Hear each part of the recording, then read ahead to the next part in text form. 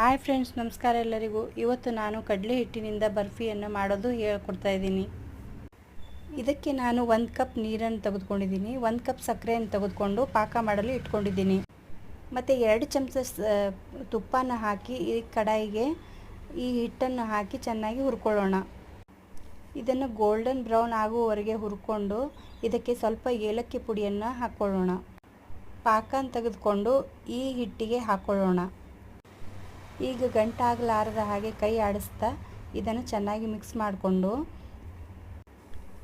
ಇದನ್ನು ಕಡಾಯಿಯಿಂದ ತೆಗೆದು ಬೇರೆ ತಟ್ಟೆಗೆ ಸುರಿಕೊಳ್ಳೋಣ. ಸುರಿದುಕೊಂಡು ಮೇಲೆ ಸ್ವಲ್ಪ ಬಾದಾಮಿ, ಸ್ವಲ್ಪ ಮೇಲಿಂದ ಸ್ವಲ್ಪ ಗೋಡಂಬಿ ದ್ರಾಕ್ಷಿಯನ್ನು ಹಾಕಿ ಇದನ್ನು ಆರಲು ಬಿಡಿ. ಬಾದಾಮಿ ಗೋಡಂಬಿಯನ್ನು ಹಾಕಿ ಇದನ್ನು ಆರಲು ಬಿಡಿ. ಇದು ಈಗ ರೆಡಿಯಾಗಿದೆ. ಇದು ಆರಿದ ನಂತರ ಚೆನ್ನಾಗಿ ಕಟ್ ಮಾಡ್ಕೊಳ್ಳಿ.